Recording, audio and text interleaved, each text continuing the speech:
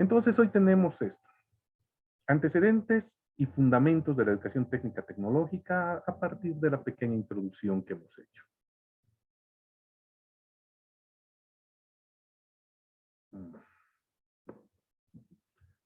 Ahí. Antecedentes de la educación técnica tecnológica. Vamos a empezar por el contexto latinoamericano. ¿De acuerdo? Ustedes han leído Sepúlveda, también están los documentos de la CEPAL, están los documentos, hay uno muy bueno que me gustó de 1981, se me fue en este momento el nombre, que es muy ilustrativo y está entre sus documentos que les hemos compartido, que hace una caracterización de esta época muy interesante. A ver, todavía ahí tenemos personas que están entrando. Vamos a admitirles. Les decía, permítanme, seguiremos aceptando compañeros.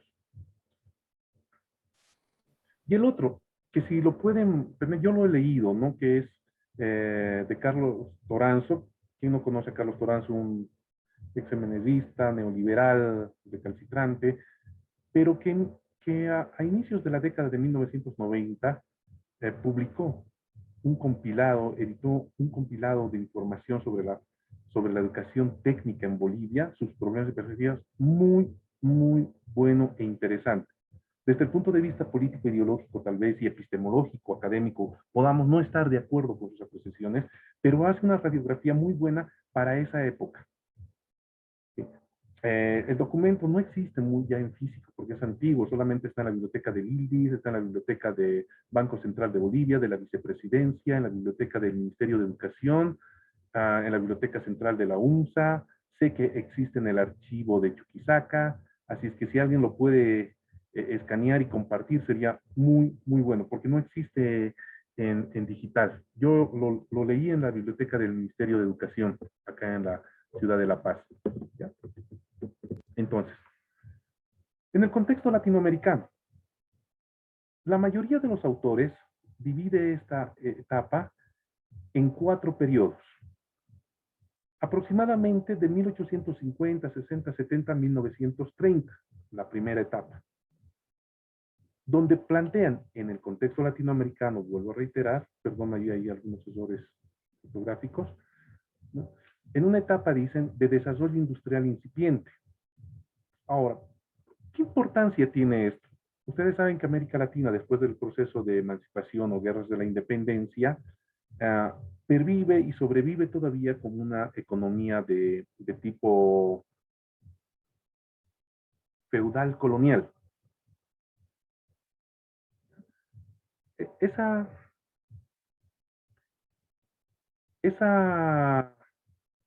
Ese modo de producción, ¿sí?, responde fundamentalmente a una ligazón del trabajo agrícola, más que el industrial. Cuando en el primer mundo o en Europa estamos hablando de un proceso de industrialización ya muy fuerte que viene más o menos de los 1790 hasta los 1800 y pico, con todo lo que significa la revolución industrial. En Latinoamérica ese desarrollo, diríamos, es tardío, y en otros mucho más. Y en todos los casos, principalmente en México, Brasil, Argentina, Chile, Costa Rica, e incluso Venezuela, y luego vamos a ver en Bolivia, aparecen las escuelas de artes y oficios, que son unas experiencias primigenias sobre las profesiones, sobre los oficios necesarios de la época. Es decir, son espacios, no diríamos de profesionalización, pero sí de especialización en tanto y cuanto requiere la sociedad para producir en ese momento. Por ejemplo, carpinteros, herreros, es decir, salir de la simple técnica artesanal a algo especializado, ¿sí? En un segundo momento, entre 1940 a 1970, me estoy olvidando, ¿ya? Una de las características de esta época es el proceso de, o mejor dicho, la la incursión del capitalismo en Latinoamérica, que más o menos empieza en 1870 hasta 1910, dependiendo de los contextos. En nuestro país va a empezar recién en 1890 hacia 1812, con el liberalismo, que lo vamos a ver un poquito más adelante. Es decir, dejar el patrón de economía ligado al área rural, es decir, a la agricultura. Otro elemento importante que tiene que ver acá es que estos oficios estén relacionados con ciertos sectores de la población. En América Latina es muy, muy importante ver eso porque está relacionado a sectores empobrecidos, indígenas, campesinos principalmente. Es decir, darles algún oficio para que se incorporen al mercado de trabajo, tal como lo dice Sepúlveda, ¿no es cierto? Ahora, un segundo momento va a ser el proceso de sustitución de importaciones, que es más o menos de 1940 a 1970. En Latinoamérica o en Bolivia vamos a vivir este momento a partir de 1958 al 70 más o menos, antes de la dictadura de Banzer, etcétera. Pero que tiene que ver con un proceso ya fuerte de industrialización de los países latinoamericanos. Vuelvo a reiterar, principalmente Brasil, México, Argentina, Chile de forma tardía, y acá siempre hay que destacar, Bolivia no está. En el contexto latinoamericano, cuando se hace esta retrospección, no existe. Y no existe no porque no se haya trabajado o no exista datos, sino porque no hay una ausencia o carencia, si ustedes quieren, de información, de trabajos serios al respecto. Tal vez el Mario Yapu, profesor doctor en sociología y en ciencias de la educación, ¿sí? Educador además, uno de los más comprometidos, pero dejó de hacerlo, pero tampoco hay seriedad.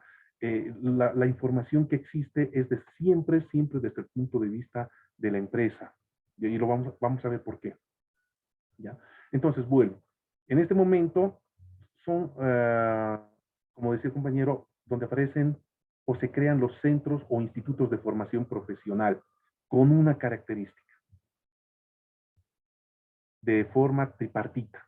Estado, empresa privada, igual especialización laboral. Ahí, ¿quiénes están? Los y los trabajadores. Es decir, los institutos de formación profesional se forman en Latinoamérica para especialización laboral entre una relación entre Estado y empresa privada. Y va a pasar en todo nuestro continente, con mayor énfasis en uno o menor énfasis en otros. ¿De acuerdo? Un tercer momento, sobre todo la escuela de la CEPAL y la Organización Internacional para el Trabajo, ambos dependientes de Naciones Unidas, ¿ya?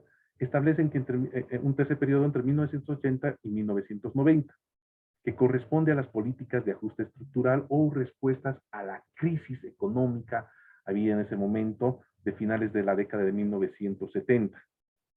¿Y las políticas de ajuste estructural qué quieren decir? La implementación del modelo de libre mercado, más comúnmente conocido como neoliberalismo. En ese momento se rompe, nos vamos a adelantar un poco ya a las concepciones que la próxima semana vamos a volver a analizar estos momentos, pero ya no como hechos históricos, sino como concepciones filosóficas del pensamiento político, económico, llevados a la educación, y en este caso a la educación técnica. ¿Ya? Se rompe con eso de que hay que formar personas, capacitar personas para el mercado laboral. ¿Por qué? Son momentos de restricción, altos de restricción con las privatizaciones, los cierres de empresa, el achicamiento del Estado. Por consiguiente, en todos nuestros países va a haber en mayor o en menor medida procesos de desempleo y una economía informal creciente, ¿no? O sea, cuando se abandona el estado de bienestar. Entonces, al existir una población desempleada, la educación técnica se centra solamente en proyectos y programas de capacitación para el autoempleo, dirigido a sectores vulnerables de la sociedad. Y más adelante vamos a desentrañar estas cositas. por qué tiene significado y por qué le dan sentido a la educación y la formación técnica profesional hoy en día.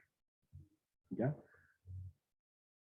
Un último momento que diríamos del 2000 al 2020, los últimos 20 años más o menos, tal vez podríamos haber puesto 2020, pero la literatura está hasta ahí, que son economías nacionales basadas, toda la educación técnica está fundamentada en las economías nacionales. ¿Por qué? Porque es un proceso de crecimiento, de salir de la crisis. Y en todo el contexto, como decía el compañero Pablo, hay una consolidación de la educación técnica. Entonces, usted se pregunta, ¿por qué consolidación? A nivel latinoamericano no vamos a profundizar en esto, salvo que ustedes lean toda la literatura que hemos compartido. En ese momento significa tratar, o todo este periodo de 20 años significa tratar de unificar los diferentes sistemas, subsistemas, modos, metodologías de la educación técnica en sus variantes y en el sentido único que tenga, que es la producción. Es cuando vamos a entender la educación primero productiva y luego la educación técnico-tecnológica productiva, bien característico de nuestro país. Eso lo vamos a ver en otra sesión. Estos dos últimos momentos, entre 1980 al 2020, que son prácticamente 40 años, está caracterizado por una lógica, que es la inclusión y la equidad. Si el primer momento, de finales del siglo XIX y hasta mediados del siglo XX y un poquito más, está referido exclusivamente a los procesos de industrialización, este otro segundo momento de los próximos, sí, diríamos 100 años, a una lógica de políticas muy fuertes sobre inclusión y equidad. Vamos a ver, siguen entrando sus compañeros. Oh, sí. Ahora sí, son los que se han atrasado. Las y los que se han atrasado.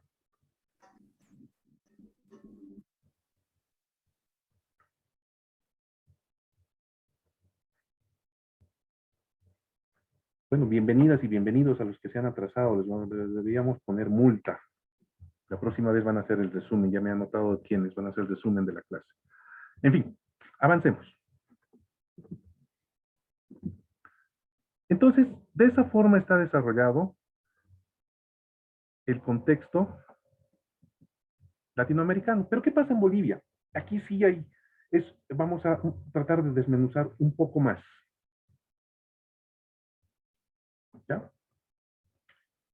En Bolivia también hay bueno, dependiendo de algunos autores. Por ejemplo, la Catherine Lizárraga, es otra de las teóricas de la educación técnica, pero bueno, ahora ya desde hace unos buenos años no escribe nada porque en una entrevista reciente de la cooperación suiza dijo que no comprende muy bien cómo el modelo está avanzando. Y está bien, ¿no? Porque es algo diferente, por eso nosotros le llamamos ruptura epistemológica, que lo vamos a ver al final del módulo. ¿Sí? Pero ella plantea, por ejemplo, 4. El profesor Mario Yapu plantea 3. El Ministerio de Educación también plantea 4, incluso hasta 3, ¿no? Las y los que han tenido acceso al diseño curricular, que también está en la bibliografía, por si acaso. ¿Sí? Plantea 4, aunque hay que decir que el Ministerio de Educación no avanzó mucho en ello, sino más es un copy-paste, copia, calco y copia de lo que se ha dicho antes, pero está bien. ¿Sí? Entonces, para efectos didácticos de esta sesión, hemos tratado de dividir en 4 periodos. A diferencia del latinoamericano, sí tenemos información nosotros sobre algunas etapas más concretas. La primera etapa, que yo le he llamado fase inicial, como pueden ver, que es de 1825 a 1899. Y aquí sí. Como en toda Latinoamérica, las escuelas de arte y oficio son fundamentales. Es una educación técnica y profesional, vocacional y popular que recoge las características europeas. ¿Quién lo hace? Y está en el siguiente de cuadrito. Simón Rodríguez. Simón Rodríguez, el maestro de Simón Bolívar y alumno, no me acuerdo si es Rousseau. Creo que sí, se me fue en este momento. ¿Sí?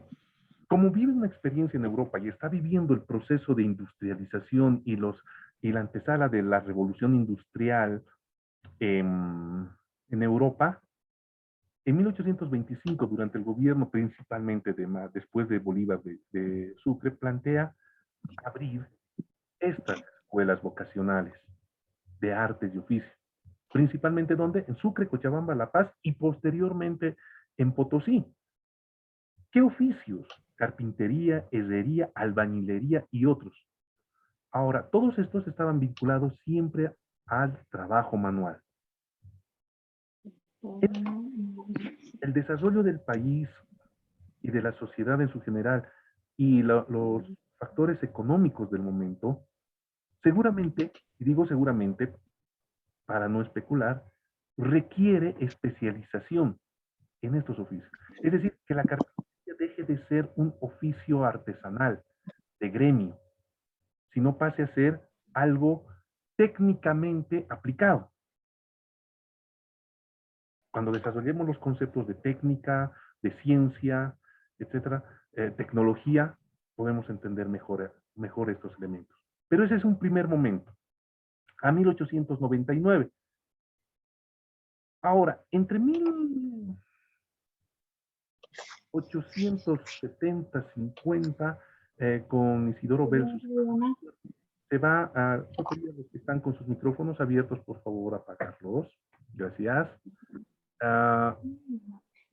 Cuando, cuando viene la crisis de la plata en Bolivia, que todos ustedes, todas y todos ya conocen, existe también una crisis en la forma de organizar el trabajo. Quiero que vayan tomando en cuenta algunos elementos que ya se están delineando. Siempre estamos hablando de producción, siempre estamos hablando de trabajo, vamos a hablar de procesos de trabajo, vamos a hablar de inserción laboral, y eso nos va a ayudar para más adelante a hacer nuestro trabajo final, por si acaso. ¿Ya? Entonces, vuelvo. Los procesos de organización laboral que estaban ligados al campo terminan en las ciudades.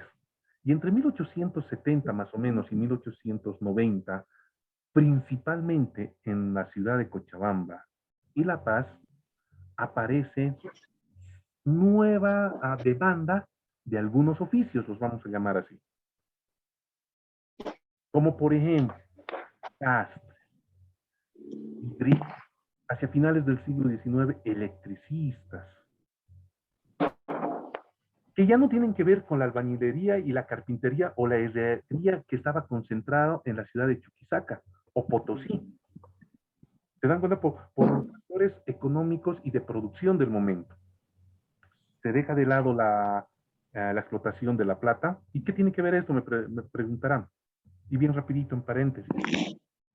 Toda la mano de obra o la fuerza de trabajo, o las y los trabajadores, principalmente varones de la época, ¿cuál es el vínculo con la producción en ese momento? Que es minera, primario exportadora, como siempre. Es que en épocas de trabajo están en las minas de La Plata, entre Potosí, Chuquisaca, parte de Oruro y parte de La Paz. Épocas de siembra, como en esto que va a empezar la siembra entre mes de junio hasta septiembre, están en las haciendas. En las haciendas. ¿Ya? Y la materia prima y los insumos, por favor, apaguen su micrófono. Hay alguien que está con su micrófono, por favor, les voy a rogar. ¿Ya? O las provisiones son del área rural. ¿Ya? Este elemento está ligado a algo que hay que tomar en cuenta y se recupera mucho. Aprender haciendo. No solamente es una transmisión de conocimientos, ese aprender haciendo, finalmente, desde el contexto europeo, va a entrar con mucha fuerza.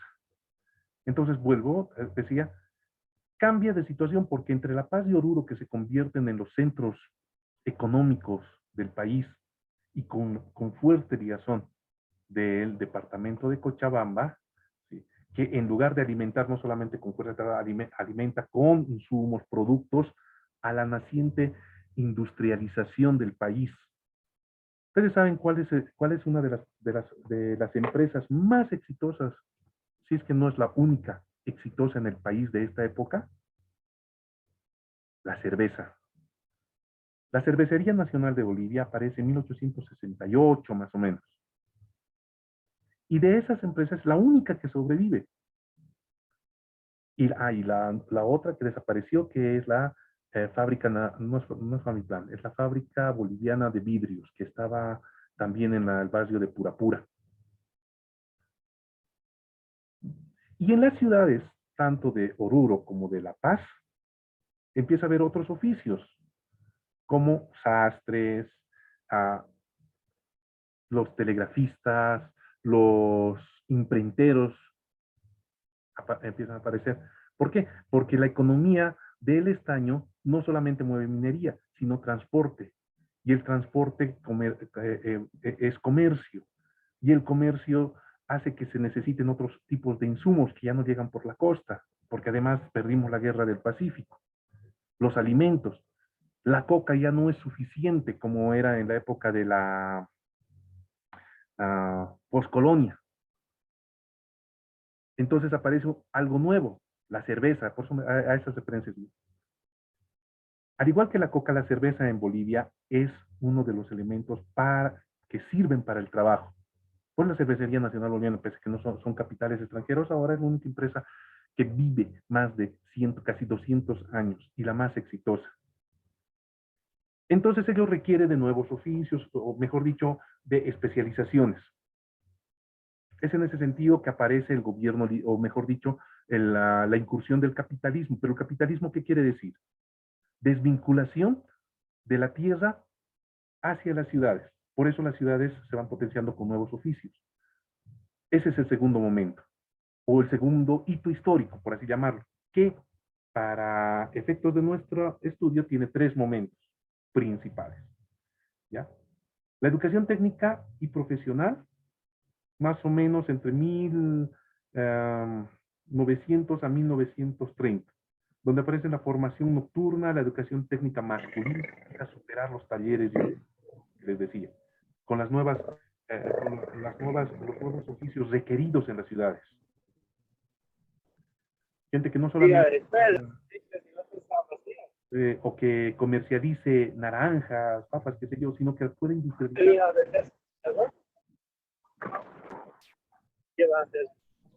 Me voy a parar un poquito.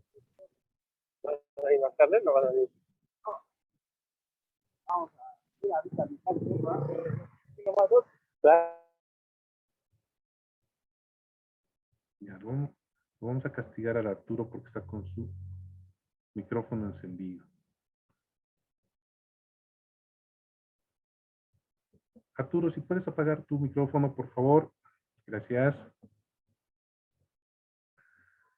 Continuamos entonces.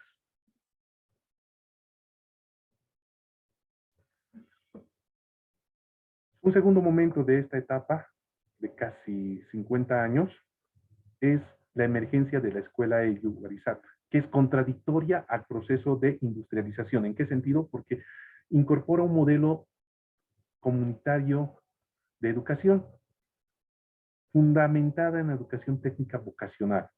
Entonces ustedes que conocen, que ya han repasado, saben a qué me refiero. Solamente dos elementos. Cuando digo integral, quiere decir que la formación desde inicial hasta, entre comillas, profesional, debe seguir una secuencia con relación a la vida en la comunidad. Entiéndase comunidad para ese momento el área rural. Y entiéndase para ahora la comunidad como los actores que hacen a un espacio social, independientemente de que sea urbano o rural. Entonces, por un lado, entre 1900 a 1930 más o menos, es un fuerte proceso de industrialización del país. Para las y los que quieren profundizar, les recomiendo, hay una muy buena bibliografía al respecto, que tiene que ver con la historia de la industria en Bolivia y del trabajo, no, historia de la industria en Bolivia y el trabajo como educación. Está a la par de Argentina, está a la par de, ni siquiera Chile, tenía una industrialización muy incipiente en ese momento, de México, fundamentalmente de Brasil. Más allá de la cantidad de población, se hablaba de industria, no se hablaba, existían industrias muy importantes en el país, con una capacidad de exportación enorme, que lamentablemente la guerra del Chaco nos va a diezmar, y luego hacia los años 60 va a terminar rezagándose completamente el proceso de industrialización del país. Entonces, ¿qué se requiere en esos momentos? Se requieren especialistas y técnicos. Y al requerir ese tipo de mano de obra calificada, entonces surgen las escuelas o la educación técnica a partir de la formación nocturna, la educación técnica o el modelo comunitario integral con educación técnica vocacional de la escuela de Huarizata, que va a durar unos 10 años, 12, dicen los teóricos, y que va a aparecer en la década de 1940, principalmente a principios, una nueva lógica de especializar de forma profesional, si vale el término, y eso lo vamos a explicar más adelante, la mano de obra, o la fuerza de trabajo, o la población en edad de trabajo, dirigida completamente a la industria.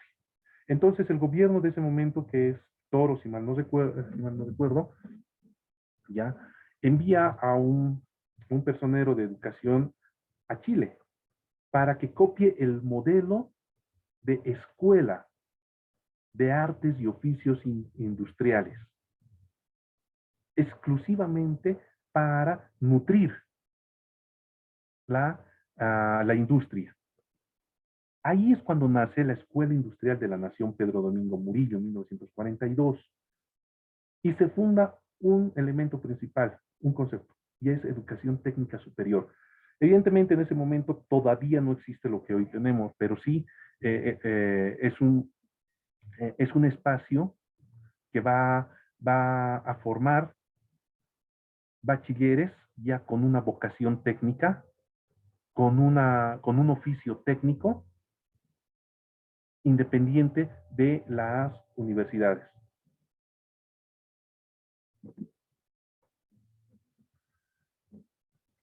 Esos dos primeros periodos, dos periodos consecutivos luego, 1955-2000.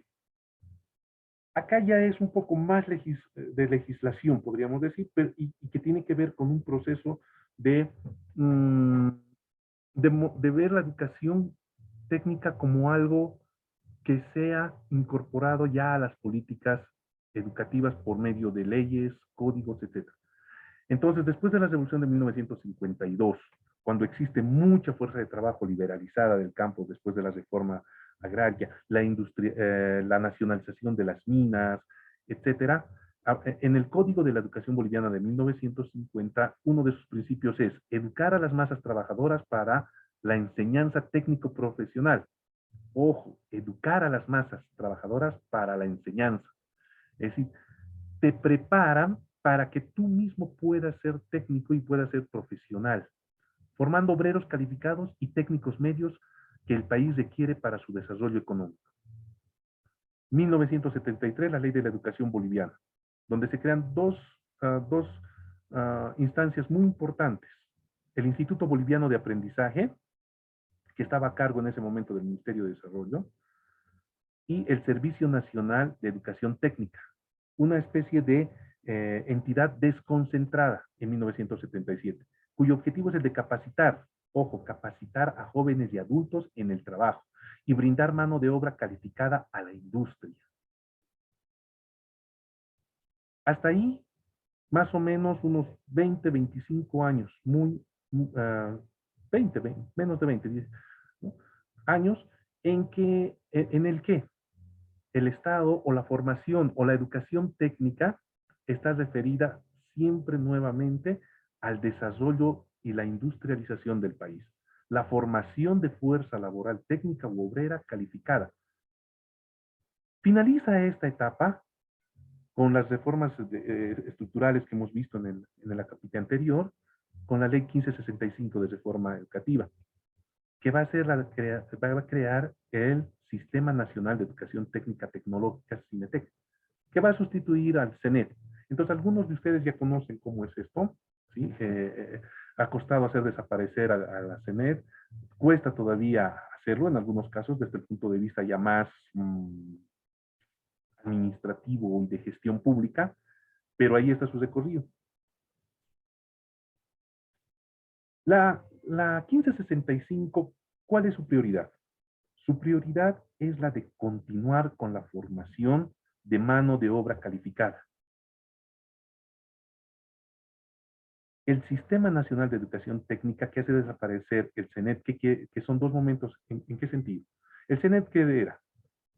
Era una instancia desconcentrada, más o menos como son las experiencias del Brasil o la experiencia del SENA en Colombia, ¿ya? O la de México, que son instancias que están completamente separadas de el Ministerio de Educación, si vale el término, pero tiene participación el Estado, tiene participación la empresa privada. No tiene que ver con lo que vamos a ver en un ratito más, no tiene que ver nada con la educación formal. ¿Ya? Sin embargo, estos tres momentos de estos 45 años, por así decir, casi 50 años, sigue siendo un nexo con la incorporación de mano de obra calificada, tecnificada, profesionalizada al desarrollo industrial. E irrumpe algo que nosotros hemos incorporado, por eso lo hemos puesto con rojo. 2010-2022. ¿Ya? La ley 070, el modelo educativo sociocomunitario productivo, donde hay todavía mucho que escribir. Con dos normativas. ¿Y por qué hablamos de normativas? Porque precisamente no se ha hecho más estudio como en los otros casos. ¿A qué estaba referido? ¿Cuáles son los resultados? Etcétera.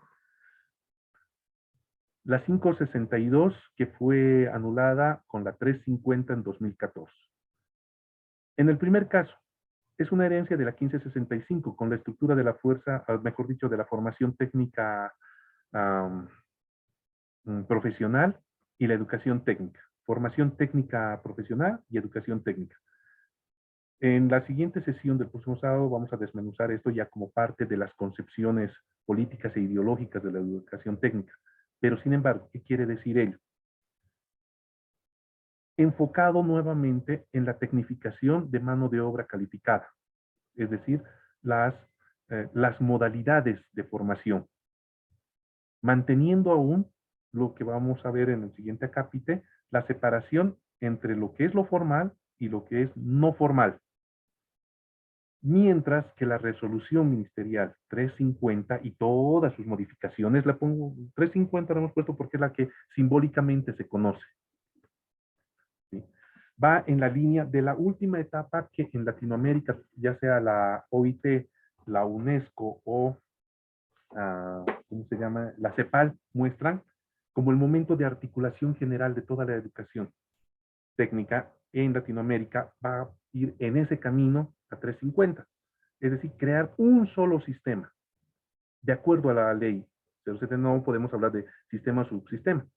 Pero si hablamos en términos nociológicos, un solo sistema integrado de educación técnica en Bolivia, que articule la educación, por un lado, técnica, sí, profesional, estatal, con la privada, y además se articule con la educación alternativa, desde el Estado como primer actor. Dejando atrás toda una separación, que la vamos a ver más adelantito. ¿Sí? Entonces, por eso la importancia de estos antecedentes. Pues no solamente en un sentido lineal. Entonces, se consolida la educación superior técnica profesional. Y ahí ya surgen varias preguntas seguramente entre ustedes. ¿Por qué en un momento se habla de educación técnica, otra de formación profesional? ¿Qué es la educación superior técnica profesional? ¿Qué es la educación técnica tecnológica? Etcétera. Por eso la importancia, vuelvo a reiterar, de comprender este ámbito desde el punto de vista nociológico, no solamente histórico.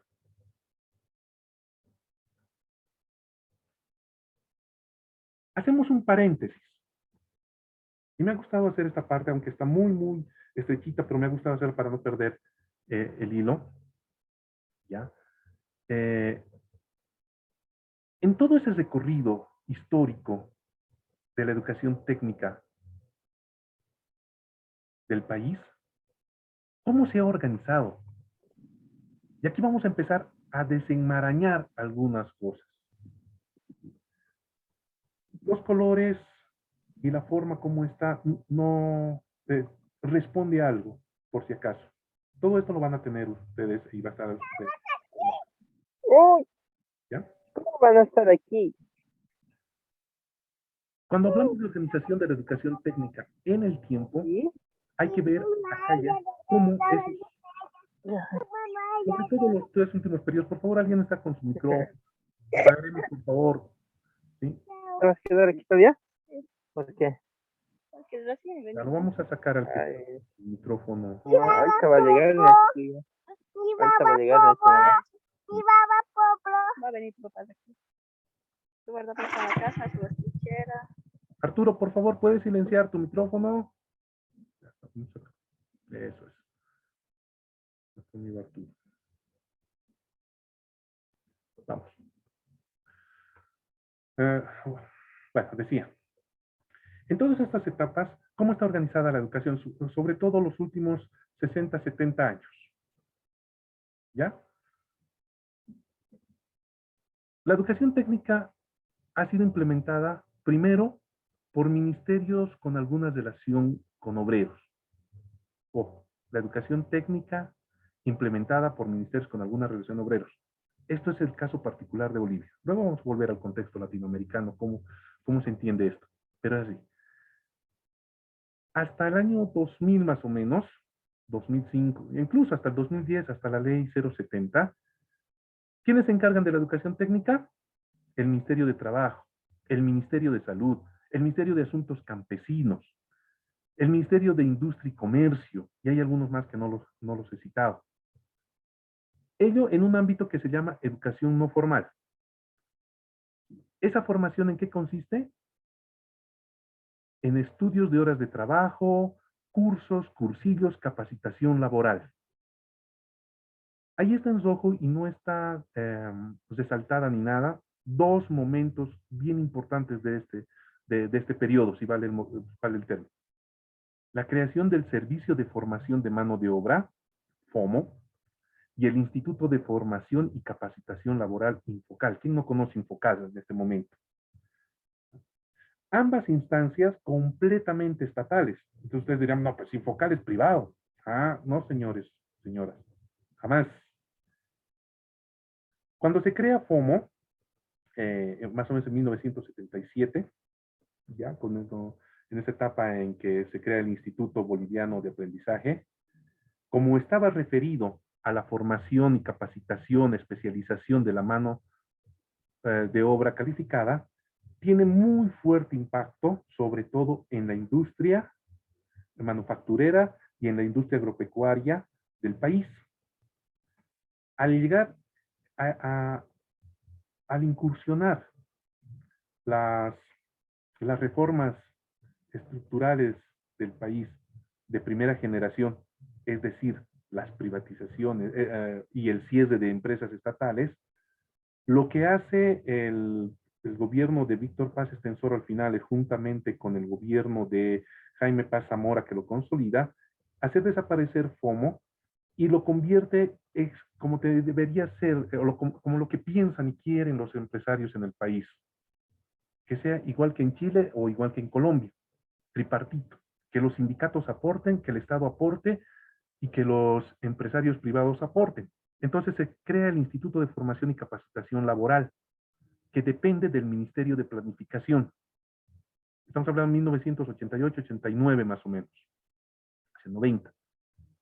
El gobierno de Jaime Paz Zamora y dice, no, como estamos en las reformas de segunda generación, entonces hay que deshacerse de lo que es estatal, ¿no? Ahí cuando terminan de rematar todas nuestras empresas, agarran y le dan 50 millones de dólares a la Confederación de Empresarios Privados y le dicen, toma este centro para que tú te hagas cargo. Y le da 50 millones de dólares para que funcione Infocal. Jamás la empresa privada puso un peso sobre Infocal. Es completamente estatal. Luego ahora conocen que es fundación, etcétera. Ya hay un decreto supremo creo que es de la etapa del GONI, no recuerdo, pero les voy a compartir toda la historia. Tengo todos los documentos, decretos supremos de esta etapa de Infocal, donde por medio de ese decreto supremo, el Estado se desvincula completamente de Infocal y le da un crédito, sí, es un crédito a fondo perdido a la Confederación de Empresarios Privados para que se haga cargo de la formación profesional de las y los trabajadores a partir de sus propias condiciones. Entonces, el Carlos Toranzo, cuando escribe en 1991 precisamente sobre este tema, hace una especie de encuestita.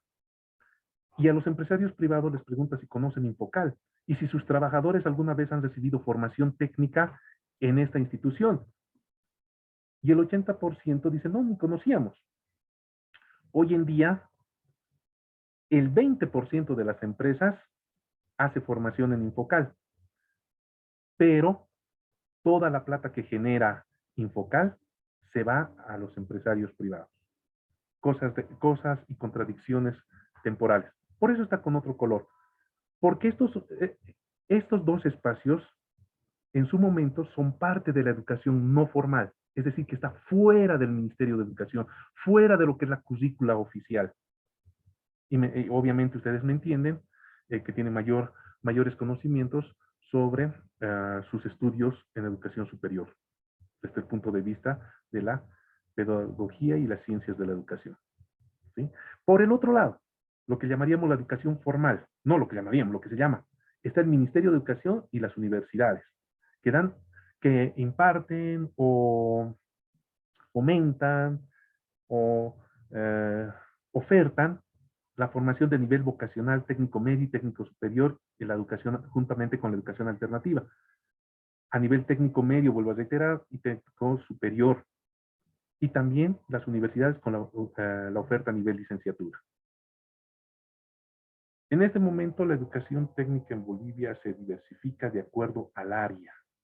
Está diversificada, mejor dicho, ya sea urbana o rural. Básicamente en educación técnica agropecuaria y educación técnica urbana. El sistema de cómo está organizado o las modalidades cómo está organizado en este momento tiene que ver con una formación prevocacional, una formación vocacional, una formación de técnico medio y una formación de técnico superior. Estamos hablando hasta el 2010 más o menos. Nuevamente es referido a ¿qué? Al proceso de producción, es decir, a la formación o educación técnica referida siempre al ámbito laboral, siempre al ámbito de la producción. Entonces eso nos hace ver que es completamente un caos. Es un sistema, lo llamaremos como propiamente se dice desde las recomendaciones de la UNESCO, un sistema educativo completamente caótico. A partir de la ley 070 no podríamos llamar sistema, ¿verdad? Porque el sistema es único, existen 3 subsistemas y en uno de ellos se encuentra la educación técnica tecnológica superior. Pero para el contexto general, así es como estaba organizado el sistema de educación técnica, el sistema de formación técnica, que finalmente termina siendo esto, subsistemas de educación técnica. El subsistema de educación formal y el subsistema de educación no formal. El subsistema de educación formal, definitivamente, por el Ministerio de Educación o la universidad. Y el no formal, todos los ministerios que hacían sus cursitos. Y hasta hace unos años todavía el Ministerio de Trabajo y aún hace cursos, pero que no son reconocidos académicamente, por así decirlo. Ahora bien, la educación técnica formal, ahora sí vamos a ir. Y aquí ya van a reconocer algunas cosas, cómo se ha ido organizando. La educación técnica formal o educación y formación profesional, tiene que ver con, mejor dicho, perdón, con la educación y formación profesional media, lo que hoy conocemos como el BTH, que ya existía, pero con diferente modalidad, y la educación técnico, formación superior, que es el post-bachiller, y la no universitaria, o no universitaria. Ahora vamos a desenvolver qué quiere decir eso, ¿ya? Que tienen dos elementos o dos instituciones o dos órganos de organización y de regulación. Por un lado están el CNE, el antiguo CNE, el Servicio Nacional de Educación Técnica, y luego el Sistema Nacional de Educación Técnica, que es desde el Estado. Y el otro, el DINEPI. Ya apuesto que esto no lo conocían, que es el Departamento Nacional de Educación Técnica Vocacional, de Educación Técnica Integral, dependiente del Ministerio de Educación, que hoy podría ser la de GESLA, mientras que el CENED o el CENET, sobre todo, era algo desconcentrado, que se va a convertir en Cinetec, pero va a ser parte luego de la Dirección de Educación Técnica, hasta antes de la Ley 070. Ahora bien, ¿quiénes están ahí? Hemos visto, ¿verdad?, la historia entre 1940, 1980, 90 más o menos. Entonces, los del CENET, que luego son Cinetec, van a pasar como Cinetec juntamente con las otras, están todas los institutos tecnológicos que hoy conocemos y del que son parte algunos de ustedes. Y se van a reconocer, espero que todos, ¿no es cierto? Está, obviamente, el Pedro Domingo Murillo, está el Ayacucho, que es en La Paz, el Mejillones del Alto, el agropecuario de Caquiaviri, el agropecuario de Caranavi, el Paso de Cochabamba, el Mejillones de Cochabamba, Tarata de Cochabamba también, el agropecuario Canadá en el Trópico, el Instituto Tecnológico de Santa Cruz, el agropecuario de Portachuelo, el Instituto Tecnológico de Tarija, bueno, en ese momento el Instituto Técnico, el Instituto José Luis San Juan García de Tupiza, ¿sí? Son por así decir, son aquellos que responden a la lógica de 1942, de 1955, de 1973, y son parte de esa institución desconcentrada. Ahora, aquí también habrá que decir que la Iglesia Católica juega un papel muy importante, ¿ya? Con Fe y Alegría, y también las escuelas de Cristo, por ejemplo, en Portachuelo, lo que después va a ser las escuelas de bachillerato técnico humanístico, como tenemos, no sé si es la de Portachuelo solamente, pero también la de Borosú, ligados con formación técnico profesional, más que profesional, técnico agropecuaria, ¿ya?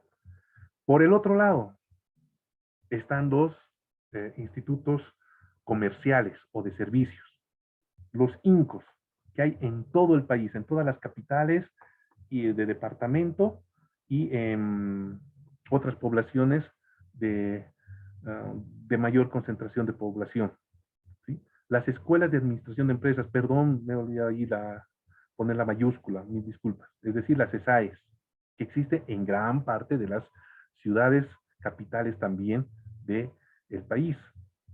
Los INSEC, los institutos nacionales, el ENSEC y el INSEC. Está repetido ahí. Me he olvidado uno. Es el ENSEC, y me he olvidado uno. ¿Sí? Estos están a cargo del Departamento Nacional, les decía, de Educación Técnica y Vocacional. ¿Cuál es su finalidad? Formar y profesionalizar a nivel técnico medio y técnico superior en ramas de servicios y comerciales, como administración de empresas, secretariado ejecutivo, contabilidad, etc. Que no tienen nada que ver con los institutos de corte tecnológico, les llamaríamos ahora, que están que van a profesionalizar o capacitan o especializan directamente para la rama industrial y agropecuaria. Y no tienen nada que ver con el Ministerio de Educación, pero sí con el Estado. Por eso es educación técnica formal. ¿Ya? En ambas instancias o en ambos momentos está el nivel técnico medio y el técnico superior.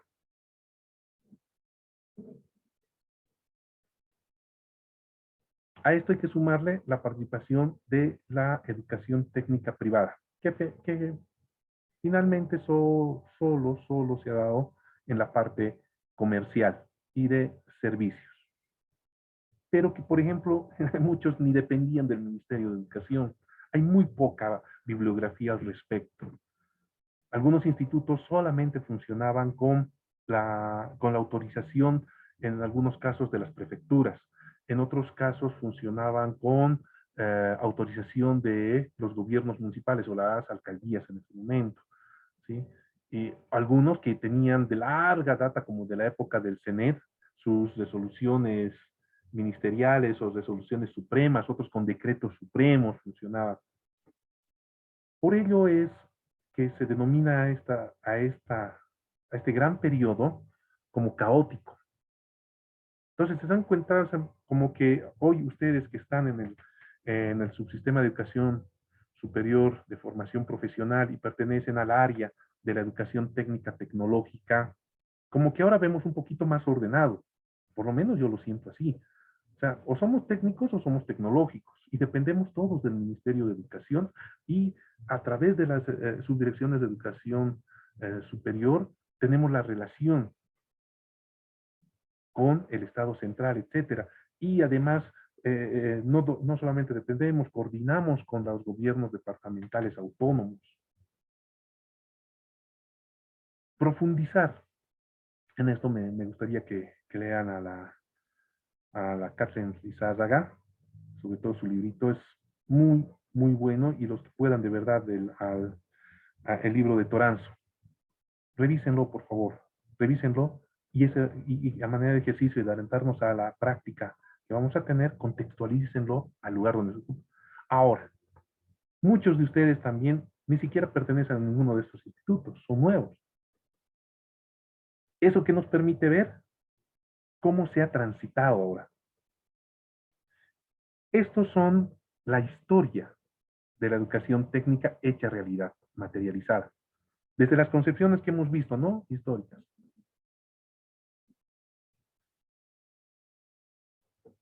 Vamos al segundo momento ahora, la caracterización, y aquí vamos a discutir cuál es el show, Agustín, con educación técnica, formación profesional, educación técnica profesional, o sea, ¿cuál es la diferencia? Entonces hemos visto momentos históricos y su caracterización, pero además cómo en Bolivia está organizada la educación en esos momentos. O sea, si bien podemos hablar, retrotrayendo un ratito, ¿sí?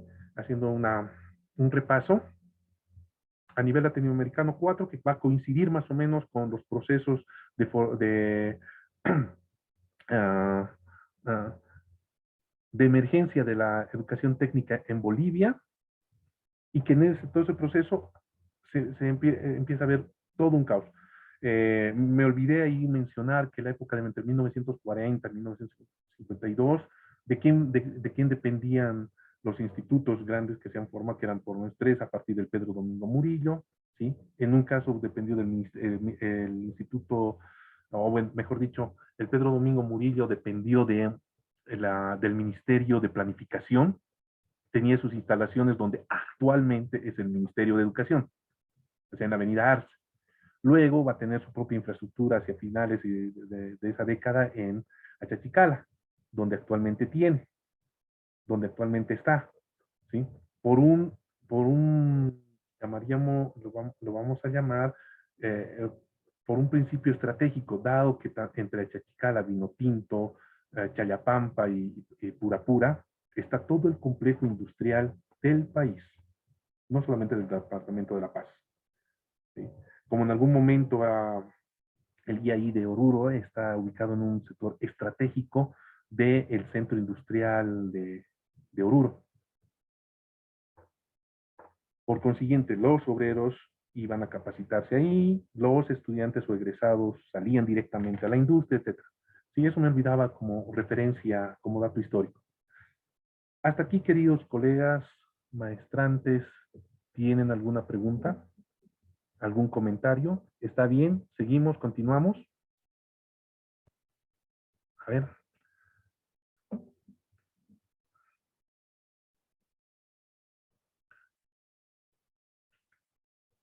¿Algún comentario? Vamos, ¿alguna pregunta? ¿Está bien? ¿Se ha avanzado? Para hacer un pequeño respiro.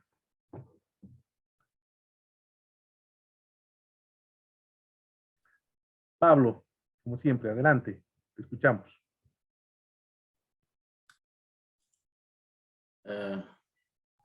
Parece que la compañera va a hablar.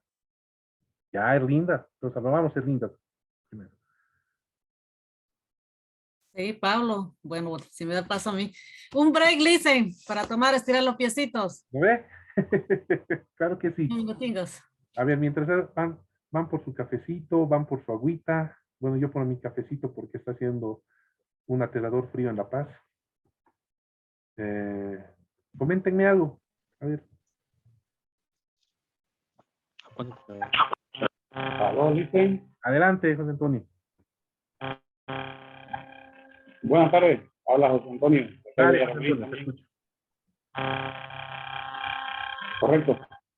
Dicen, bueno, la educación técnica, la verdad que ha venido, en este caso de la reforma educativa, con muy poca precisión. Más le han dado énfasis a lo que es la educación regular, especial, alternativa, y muy poco en la educación técnica, por lo que parece que las coyunturas a veces políticas no hacen de que sea una realidad. Y pues mucho menos nunca hemos tenido un sistema de gestión de la educación técnica o tecnológica también en los medios. Ahora con las 060 y con lo que es la educación productiva en el ámbito técnico, se va encaminando, se siente que va mejorando, pero igual tendrían que ver algunos indicadores de medición para ver si esa formación que se está adquiriendo en las aulas que van orientadas al mercado laboral está teniendo algún efecto, como trabajar en proyectos, en aquello, pero pareciera ser que no hay un sistema de calidad para medir esto. ¿Qué me dicen de eso?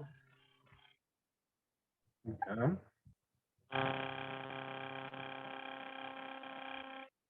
Gracias, esa es mi pregunta. Gracias. No, a ti. Es exactamente el próximo punto a tratar. Es decir, ¿por qué la educación técnica no tiene la misma, el mismo interés como política que regular o alternativa? Vamos a empezar. Y esa es la pregunta inicial del porqué de la maestría y el porqué de este módulo. Y el porqué de ir en esa línea. ¿Ya? ¿Alguien más quiere comentar algo? La palabra al licenciado. Adelante, Pablo. Bueno, yo me he dado cuenta, por ejemplo, en este inicio del estudio de la maestría, el por qué ahora hay una corriente hacia la despatriarcalización. Y me di cuenta en la fundamentación de esta epistemología de que cuando crean las escuelas para el trabajo y el oficio, ahí separan capacitación para hombres en el trabajo y también asignan capacitación y formación para las mujeres, comprendiéndola como labores femeninas. Entonces, he ahí el origen de ese concepto por el cual ahora estamos hacia la despatriarcalización. El segundo criterio que tengo es que todo es dialéctico. La dialéctica nos dice que ha existido un efecto para la causa de ahora estar hablando y haciendo, participando en este estudio. Y bueno, he identificado de que el efecto ha sido, como decía yo, la crisis que dejó la Segunda Guerra Mundial, la primera y la segunda, y que necesitábamos tener hombres capacitados para el empleo en esos periodos emergentes de industrialización y de un crecimiento económico. Me parece que ahí está el origen de esto que estamos hablando entre lo dialéctico de lo que es la formación técnica y tecnológica. Gracias. A ti, Pablo. Con esas apreciaciones, luego de nuestro brevísimo break y para que nos alcance el tiempo, porque nos falta todavía algún material. Sí. No sé si alguien de los que está presente ha sido parte de los 2 o 3 seminarios que el año pasado he dado sobre educación técnica, 3 conferencias. Y es un poco desarrollar esos elementos ahora en esta maestría y sobre todo en este módulo, lo que decía el compañero Pablo, ¿no? ¿Cuál es el sentido? O también lo que nos decía el compañero que le antecedió, ¿ya? El colega, que nos decía por qué la importancia o por qué la falta de importancia de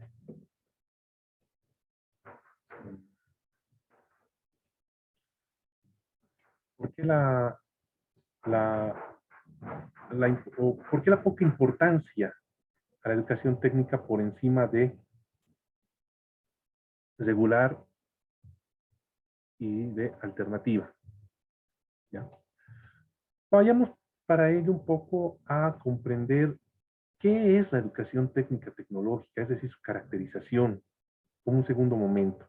Tenemos entonces cómo ha surgido o cómo se entiende desde el punto de vista histórico de educación técnica, en el contexto latinoamericano y en el contexto boliviano. Y tenemos que en todos los casos ha surgido a medida y se ha desarrollado, ha evolucionado o se ha estancado o como quieran ustedes llamarlo, a medida que los procesos productivos del modo de producción capitalista ha ido avanzando en nuestros países y en particular en nuestro país. La educación técnica entonces como que van a aprender habilidades que tienden a proporcionar la capacidad práctica, el saber y las actitudes necesarias para el trabajo en una ocupación o un grupo de ocupaciones en cualquier rama de la actividad económica. ¿Quién lo dice? La Organización Internacional del Trabajo.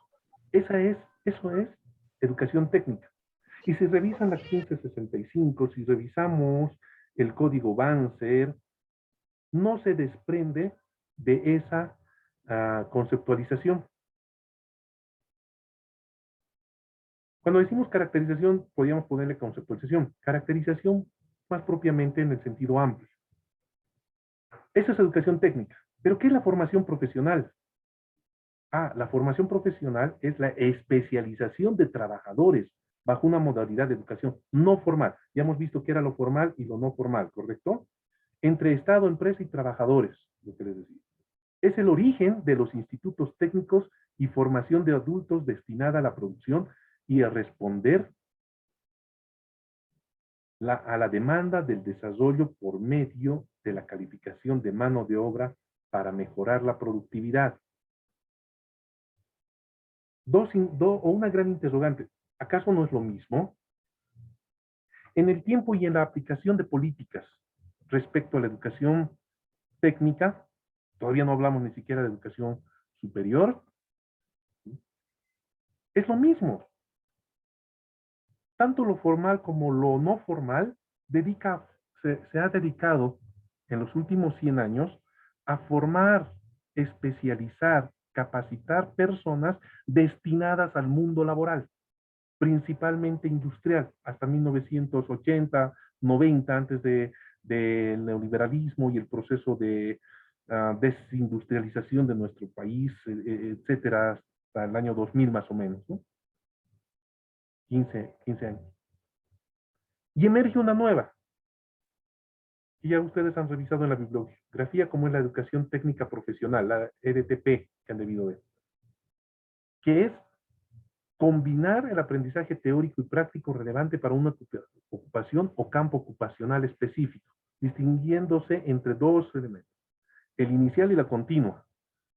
Pucha, y ahora aquí ya nos han complicado, ¿no es cierto? Una es no formal, la otra es formal, ahora es inicial y continua. Entonces la inicial se refiere a la educación formal. Ah, la bacana, volvemos al mismo círculo.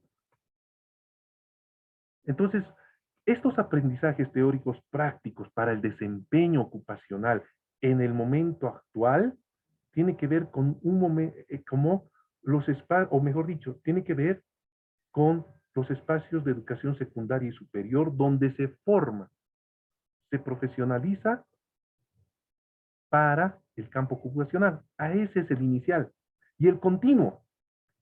Los que han estado inmersos en la educación alternativa, hay un concepto que se maneja ahí, la educación y la formación para la vida, es decir, continuo. Es decir, yo ya soy profesional por un lado, pero necesito capacitarme constantemente para estar en el mundo laboral. Y en el mundo profesional es muy común eso. Si no nos actualizamos, si no nos capacitamos, perdemos espacio. En el mundo laboral lo propio, está dirigido a trabajadores y en un momento a los desempleados. Pero ya no con el sentido solamente de oficios, capacidad, sino de forma profesional. ¿Qué lo dice la UNESCO? Es recientito para 2015. El concepto de educación técnica profesional va emergiendo a partir del 2003, 2004, 2005, si revisan toda la bibliografía de la UNESCO sobre todo, y también la de la CEPAL, que al final siempre están coludidos los dos, pero es más interesante lo de la OIT, como se dedica siempre más al ámbito de lo laboral, ver cómo lo laboral subsume o requiere de lo educativo, es decir, de la formación y la especialización, que en términos educativos, pedagógicos, es educación, definitivamente. Entonces, en el primer caso, siempre es el Ministerio de Educación que está a la cabeza, en la educación técnica. La formación profesional en instituciones laborales y empresariales, ya hemos visto, la FOMO, Infocal y otras, y el CENED en su momento. Mientras que en la educación técnica profesional es una combinación entre los ministerios de educación y las instituciones laborales, además de empresariales. Ahora, no sé si algunos de ustedes han tenido la oportunidad de trabajar con algunos organismos de cooperación los últimos años, caso Suiza, por ejemplo, caso Canadá, y no recuerdo una más que había hasta el año 2015. ¿Cuál era la lógica? Ya había la ley 070. Su lógica sigue siendo la de pensar en el proceso de formación para el empleo o el autoempleo. Y eso nos lleva al siguiente tema, o al siguiente punto. Entonces, esa es la característica de la educación técnica y la formación profesional. ¿Ya?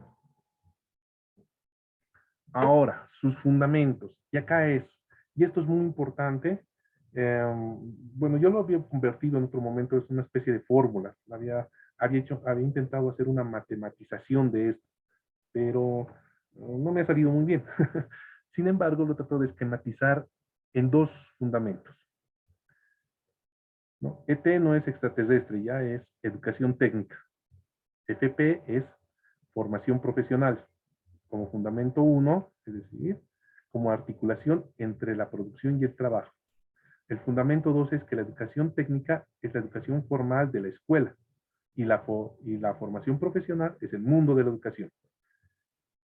Este esquemita, queridos maestrantes, queridas y queridos maestrantes, es el que vamos a desarrollar a lo largo de las próximas 3 semanas como fundamento epistemológico. Cuando hablamos de articulación entre producción y trabajo, es todo lo que hemos visto. Esa es la educación técnica y esa es la formación profesional. Es la articulación entre producción y trabajo, entre educación, producción y trabajo. El ámbito educativo articulado a la producción y al trabajo. ¿De quiénes se encargan eso? Por un lado, la educación formal y el mundo de la industria, de la agropecuaria, etc. Ahora, en el contexto, para abrir un pequeño paréntesis, vamos a hacer una llamada a pie de página o como en un texto diríamos, refiérase al capítulo siguiente. ¿Sí? Estos dos elementos en el modelo educativo sociocomunitario productivo están unidos. Es un intento.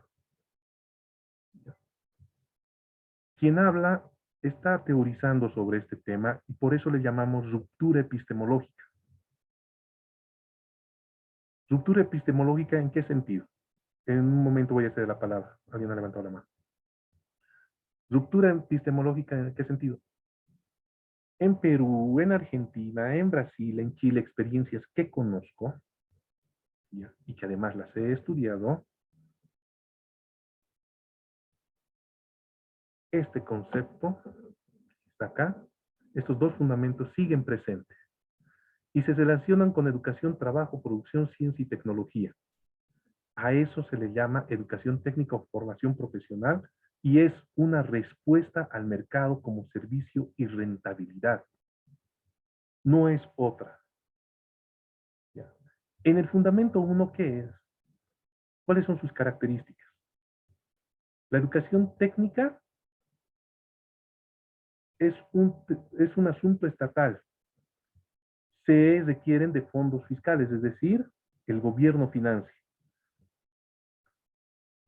Forma educación media o superior, además escolarizada en un primer momento. Su orientación de la educación técnica siempre va a ser los procesos productivos. Otra característica, está destinado a sectores de bajos recursos, sectores populares y clases medias.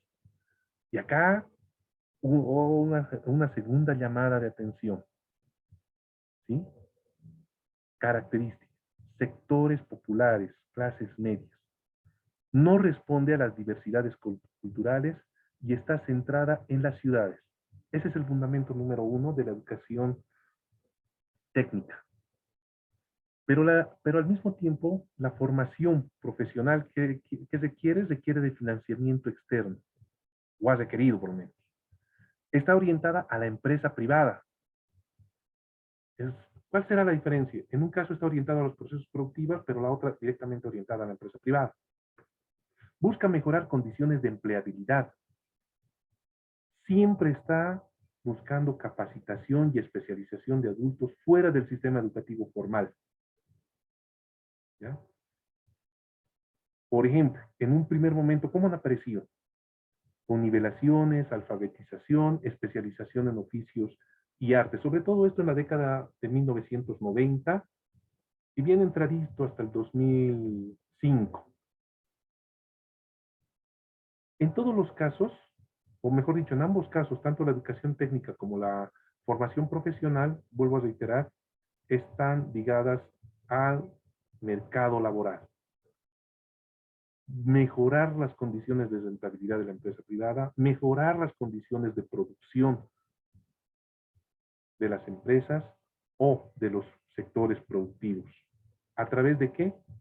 De formación de mano de obra calificada. Hay un documento, el de la UNESCO, no sé si es el de Sepúlveda, no es el de Sepúlveda, se me fue ahorita el nombre, que me gustaría que lo revisen completito, no es mucho, son 60 páginas nada más, que hace esta caracterización en países industrializados, como Estados Unidos, Alemania, Australia. Si se van a comparar y comprender que es absolutamente lo mismo. Entonces, ¿dónde está la diferencia? Porque aquí solamente está para pobres. Y en la siguiente sesión, cuando hablemos de epistemología, vamos a ver por qué está referido a estos sectores. Y por qué La educación técnica, en general, no tiene interés para el sistema educativo, en general. O por lo menos no lo ha tenido. Y ahora se está queriendo dar el salto. Hay que decir también eso claramente.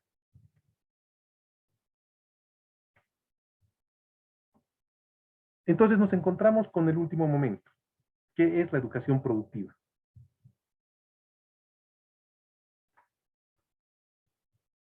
Si es un salto, entonces, dice, es la articulación de los procesos educativos con los productivos. Es planteada desde la perspectiva metodológica. El método, aprender produciendo. El otro era aprender haciendo, 1825. Aprender produciendo.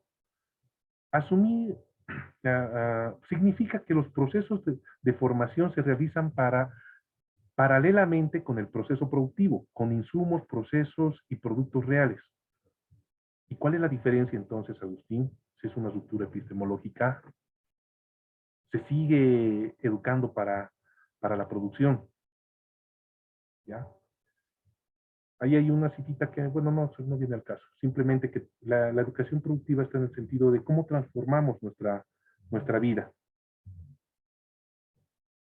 Y en el proceso de vida, al asumir el trabajo como principal forma de transformar nuestra realidad, es un proceso también educativo y pedagógico, que nos lleva a entender que la educación técnica profesional productiva es, en primer lugar, un proceso social de la producción, uniendo la teoría con la práctica. En segundo lugar, es un proceso de articulación con las vocaciones y cadenas productivas. En cuarto lugar, promueve el desarrollo sostenible y ecológico. En quinto lugar, vincula la producción de la vida material y espiritual de la comunidad y la sociedad. Es un proceso de enseñanza-aprendizaje desarrollando saberes, conocimientos teóricos para la producción. Es la unión de la teoría con la práctica para la producción. Ahora, vamos resolviendo todo hasta ahora este entorno. Tenemos entonces que el proceso histórico de la educación técnica pasa primero por el desarrollo de las sociedades en términos de economía, es decir, a través del modo de producción capitalista. Y a medida que éste va evolucionando, desarrollando, la educación técnica también va evolucionando y desarrollando. Porque necesariamente tiene que producir las personas con capacidades y aptitudes para responder a ese momento. Que digamos en el enfoque por competencias diríamos, ¿no? Con habilidades, capacidades,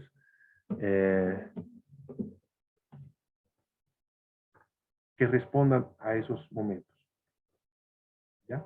En más o menos casi prácticamente 200 años de recorrido. En un primer momento para superar lo que son los oficios en los talleres y volverlos como profesión. Esas profesiones se convierten en especialidades industriales que tengan que responder al momento de desarrollo de un país y en este caso de nuestro país. Esos momentos de desarrollo van a tener variantes y esas variantes tienen que ver con el cómo desde el Estado se organiza a la educación técnica. Por un lado la formal y por otro lado la no formal, donde la educación técnica tiene que ver con la educación media y superior desde el Ministerio de Educación, las unidades educativas o los primeros institutos que dependían del Ministerio de Educación o las entidades que no son estatales, como la no formal, pero siempre referidas hacia la producción, hacia el mundo del trabajo. Ahí quiero ver. La educación técnica y la educación o la formación profesional siempre está relacionada con el mundo del trabajo. Entonces me dirán, pero el modelo también es mundo del trabajo. Desde inicial se forma para ello. No. Otra cosa es la educación como proceso productivo, como formación productiva, no dirigida a la producción. Entonces, uno de los compañeros nos decía, ¿no? Por ejemplo, de despatriarcalización, hombres, mujeres, lo que pasa es que cuando hablamos de historia de la educación técnica, no es para una clase, es para todo un módulo de un mes. Hay mucho que, por ejemplo, se me ha quedado ahí en el tintero y que no, que es importante, pero está en está en el material y que sí lo tienen que revisar porque va a ser parte de la práctica y el trabajo, o no el trabajo final, pero sí de las actividades finales que vamos a hacer en cada sesión. ¿Ya? De ello deviene entender entonces la educación técnica como un proceso productivo y que en este caso, en esta última etapa, tiene que ser para la vida.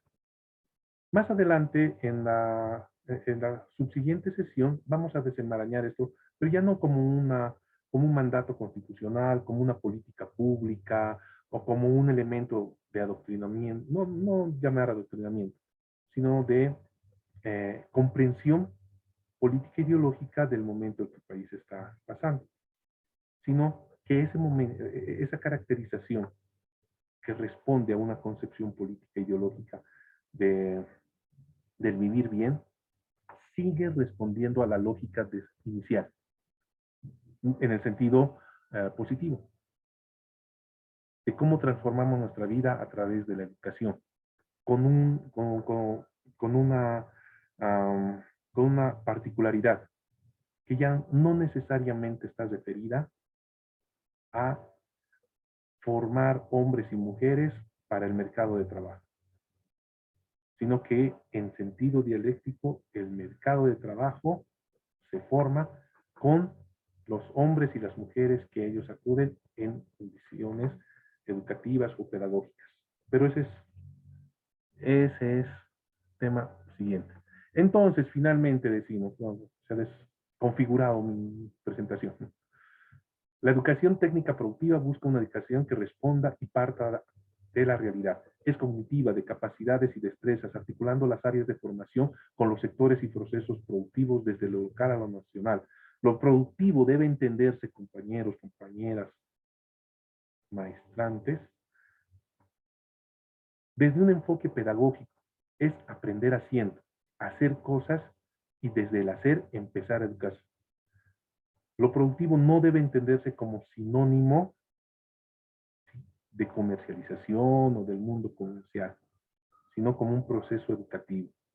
Y esto lo voy a poner como una tercera llamada de atención para que desarrollemos más adelante. Los institutos no son fábricas, no son instituciones comerciales, es decir, no hacen su actividad para la venta, ¿ya? No son granjas, son instituciones de formación superior en educación técnica, tecnológica. Finalizo con esta reflexión. Por lo general siempre confundimos los términos y terminamos diciendo formación superior técnica tecnológica, educación superior técnica tecnológica. ¿Cuál es la correcta? En el actual contexto es educación superior técnica tecnológica. En la siguiente sesión vamos a entender por qué, cuando hablemos de rupturas. ¿Ya? La idea era por qué en un momento es formación profesional y por qué en otro momento es educación. Y si vale el término, esa idea, ese imaginario de entender la educación solamente en el ámbito formal y no formal, es lo que llaman teóricos que hemos estudiado para esto y a los que yo me sumo, como ese desdibujamiento del sistema. Querer separar necesariamente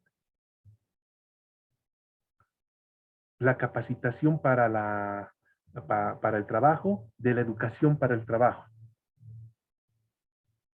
Y en Bolivia estamos en proceso de romper con esa idea. ¿Ya? Por mi parte sería